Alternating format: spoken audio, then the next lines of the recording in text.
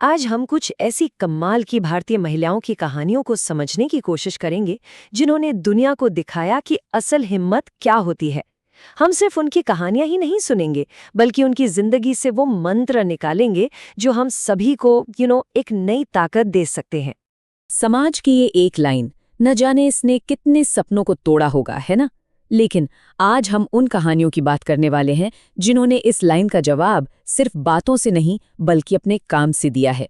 तो चलिए उन कहानियों को जानते हैं जिन्होंने इस सोच को हमेशा हमेशा के लिए बदल दिया। देखिए, हर बड़ी क्रांति की शुरुआत एक सपने से ही होती है। एक ऐसा सपना जिसे दुनिया शायद पागलपन कहे, पर जो उसे देख रहा है उसके लिए तो वही हकीकत होती है।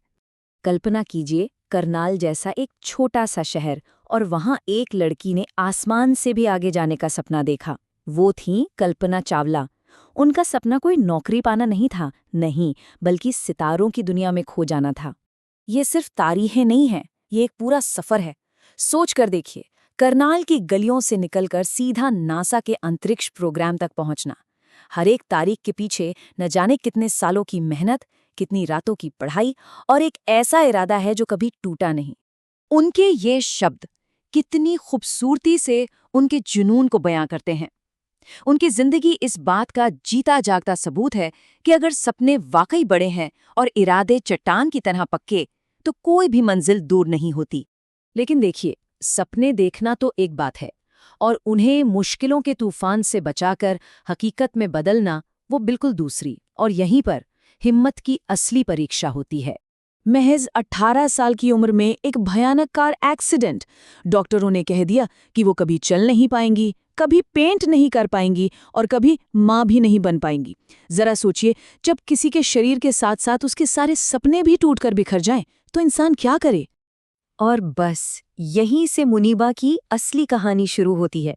उन्होंने अपनी व्हीलचेयर को अपनी कैद नहीं बनने दिया, बल्कि उसे अपना सिंहासन बना लिया। दुनिया को उनकी डिसेबिलिटी दिख रही थी, पर उन्होंने दुनिया को अपनी एबिलिटी दिखाई।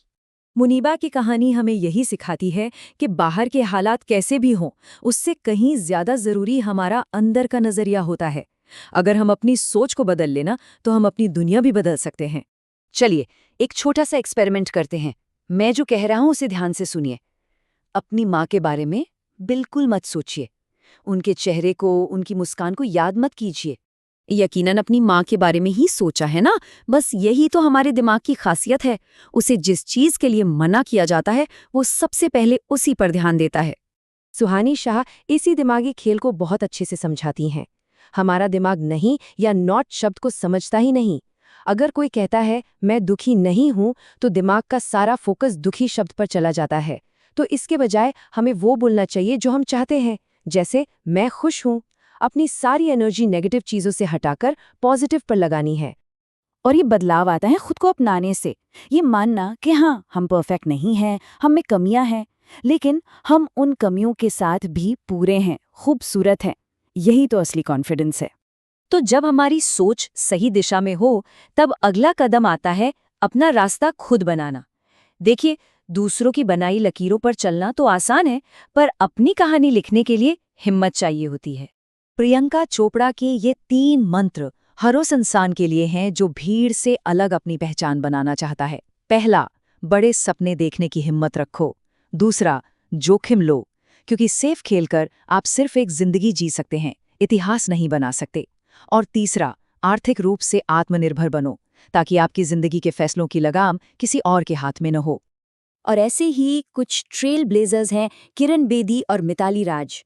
एक ने पुलिस फोर्स में पुरुषों के दबदबे को तोड़ा, तो दूसरी ने क्रिकेट के मैदान पर वो कर दिखाया जो उनसे पहले किसी महिला ने सोचा भी नहीं था।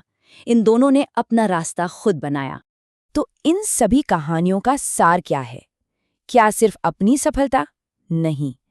असली सशक्तिकरण तो एक विरासत बनाने में है, एक ऐसा रास्ता बनाने में जो आने वाली पीढ़ियों के काम आए। प्रियंका चोपड़ा कहती हैं कि असली समस्या अवसरों की कमी है, और जब मौके कम होते हैं ना, तो हमें एक दूसरे के खिलाफ खड़ा कर दिया जाता है। सच्चा सशक्तिकरण तब होता है जब हम एक महिला को ऊपर उठता देख उसे नीचे खींचने की बजाय उसका हाथ थाम लें, जब हम एक दूसरे के लिए सीढ़ी बने। कल्पना का सपना, मुनीबा की हिम्मत, प्रियंका की निडरता, ये सिर्फ कहानियां नहीं हैं, ये वो चिंगारियां हैं जो किसी भी आग को भड़का सकती हैं। तो सवाल ये है कि इन कहानियों से हम अपने अंदर कौन सी आग जलाते हैं? अपने सपनों को पूरा करने की, हर मुश्किल से लड़ने की और अपना रास्ता खुद बनाने की? इस पर सोचना तो बनता है।